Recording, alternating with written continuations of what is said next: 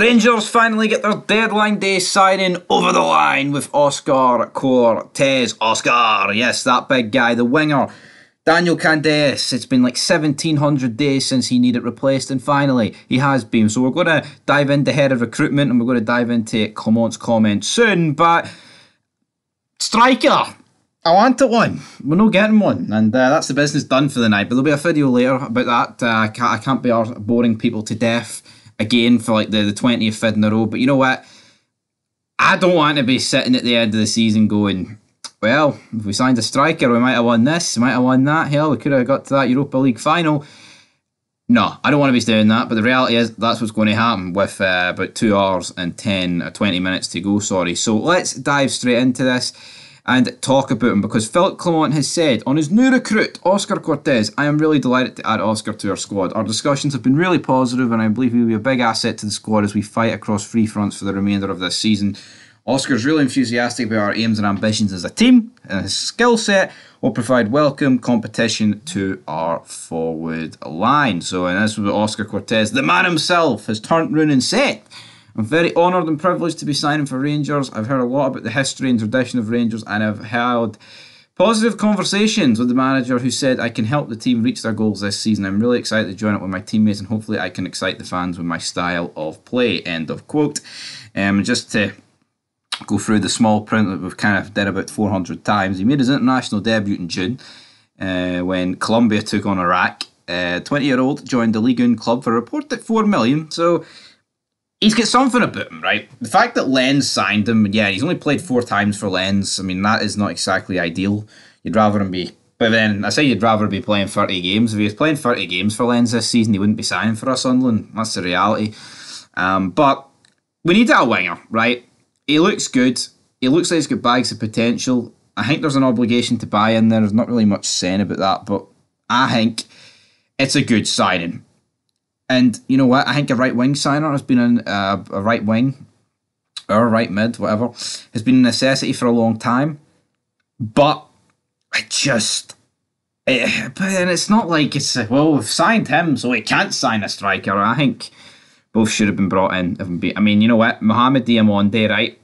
He could turn out to be the best midfielder in Scotland, but we don't know that.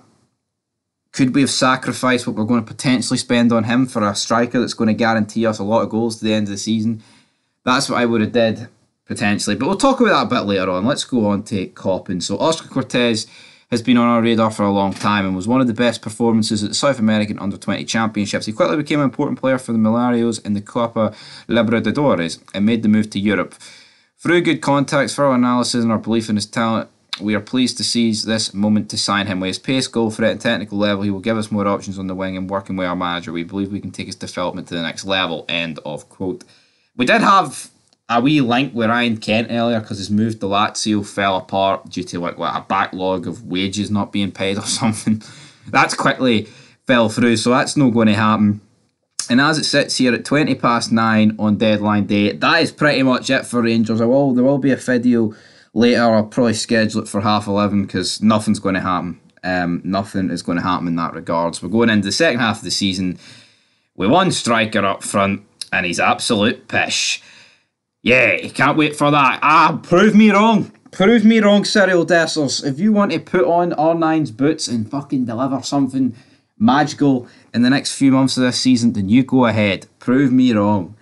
Prove me wrong, big man. But Oscar Cortes, I think it's a good signing. We'll have to wait and see. Hopefully we can make his debut on Saturday against, Livingston? Is Livingston into it? So that'll be a fun one. We'll definitely see him. Hopefully we see him and Diamonde play. I don't think they'll necessarily start these games, although, I mean, the fact that we just don't really have a right midfielder. I know McCausland is, so I guess that gimmick kind of died when he got brought into the team, but it's the fact we didn't sign one for so long. Anyway, got 2 right midfielders now. Brilliant. Oscar Cortes, 6-month deal. Will we sign him? I don't think so. I think Lens have loaned him out just to see what he's like, if he's capable of playing at like the top level. Because I think if he starts for us, I think he will. It's not like with Diamonde, right, where the midfield is stacked, even though I think he will start most games once he gets into the team. It's like that right-hand side, What's the need of McCausland starting? I like McCausland, right? I think he's been one of our star players this season, but we've been bricking it going into the second half of the season, looking at it of, oh God, we're looking at a front three here of Matondo, Dessers and McCausland. At least now you can put in Cortes. I mean, I would probably swap one of them and put them on the left wing because Matondo's been shite. Same with Scott Wright, and it's a tragedy that Seema's injured. But anyway, have we done enough? Leave it down below. And transfer deadline day getting wrapped up.